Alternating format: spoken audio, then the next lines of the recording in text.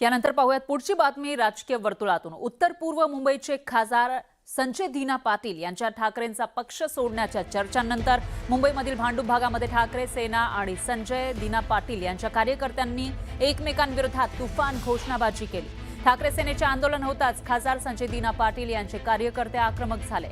वाढता तणाव आणि कायदा सुव्यवस्थेचा प्रश्न निर्माण होऊ नये यासाठी पोलिसांनी परिसरामध्ये तातडीने मोठा पोलीस बंदोबस्त तैनात केला।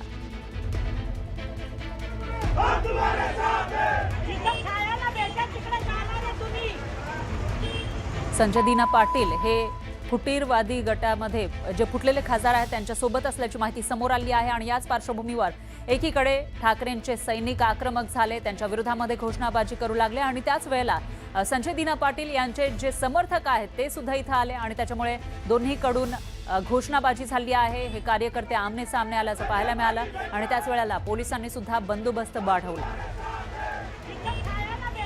मुंबईमध्ये ठाकरेंचे शिवसैनिक आक्रमक झाले आहेत। घाटकोपरमध्ये खासदारांविरोधात जोरदार घोषणाबाजी करण्यात आली आहे आणि त्यांचा निषेध नोंदवण्यात आलाय। तर मानखुर्दमध्ये सुद्धा ठाकरेंच्या शिवसैनिकांकडून निदर्शनं करण्यात आली। ही दृश्य आपण बघू शकतोय। 6 खासदार फुटल्याची माहिती समोर आलेली आहे आणि हे खासदार आज बैठकीला सुद्धा नव्हते, त्याच्यामुळे आता त्याच्यावर शिक्कामोर्तब झाला आहे आणि याच पार्श्वभूमीवर घाटकोपरमध्ये आंदोलन करण्यात आले। दुसरीकडे मानखुर्दमध्ये सुद्धा आंदोलन करण्यात आलं आहे। या खासदारांविरोधात ठाकरे सेना आक्रमक झाली आहे।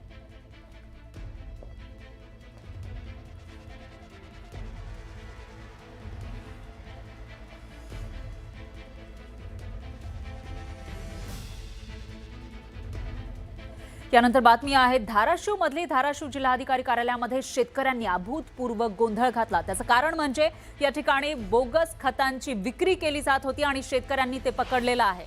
धाराशिवमध्ये बोगस खतांचा साठा शेतकऱ्यांनी जप्त केलाय। 3 टेम्पो खत भरून थेट जिल्हाधिकारी कार्यालयाच्या समोर आणून ते टाकलेलं आहे। शेतकऱ्यांनी बोगसगिरी उघड पाडण्यासाठी स्वतः 5 लाख रुपयांचा हा बोगस खतांचा साठा खरेदी केल्याची माहिती सुद्धा समोर आली आहे। त्यांनी ओरिजिनल पावती देत नाहीत आणि मला असं कळालं कारण बरेच शेतकरी 5 वर्षापासून यांचं जी सुळसुळाट चालू आहे, ही रॅकेट मोठा आहे, ही बारकं रॅकेट नाही। त्यांनी पावत्या का करतात असं साध्या पावत्या देतात आणि आता 500 पोत्याची आम्ही मागणी केली होतो, 50,000 त्यांना फोनपे टाकलेत आणि त्यांनी काय केले, साधी पावती दिलेत, त्यांनी ओरिजिनल पावती दिली नाहीत। काय नाव आहे त्याचं? ओमकार कृषी केंद्र सेवा केंद्र, नळदुर्ग, तालुका तुळजापूर, जिल्हा धाराशिव। कारण ही नळदुर्गा बी आहे त्याची शाखा आणि अंदुरा बी आहे। माझं म्हणणं एकच आहे, आता ही जी खात आहे ह्याचा सॅम्पल काढायची दुकान गरज नाही, डायरेक्ट त्याच्यावर फौजदारी झाली पाहिजे, त्या दुकानाला सील पडलं पाहिजे। एवढ्या मोठ्या प्रमाणामध्ये जर बोगस खतांचा साठा सापडत असेल तर कृषी विभाग काय करते असा सवाल या ठिकाणी उपस्थित होतोय। पाहूयात पुढची बातमी रायगडमधली। रायगड जिल्हा परिषदेच्या महिला आणि बाल कल्याण विभागामध्ये प्रचंड अनागोंदी कारभार सुरू आहे। बालकं आणि गरोदर मातांसाठी असलेल्या विविध योजनांमध्ये कोट्यावधी रुपयांचा भ्रष्टाचार झाल्याचा खळबळजनक आरोप महिला आणि बाल कल्याण समितीच्या सभापती रसिका केळणी यांनी केलाय।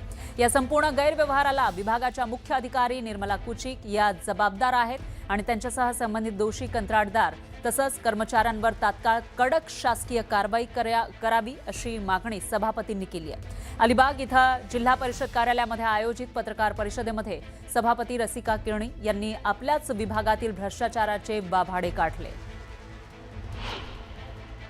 खाऊ वाटप असू द्या, गणवेश वाटप असू द्या किंवा गरोदर मातांना किट वाटप असू द्या, ह्याच्यामध्ये सुद्धा मोठ्या प्रकारचा भ्रष्टाचार मला इथे दिसून येत आहे।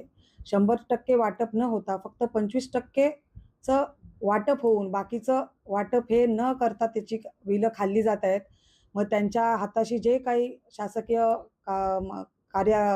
कर्मचारी असतील त्यांच्या संदर्भातून हे सर्व कामं माझ्या खात्याच्या HOD निर्मला कुचिक मॅडम यांच्याद्वारे केल्या झाल्याचा संशय मला येत आहे।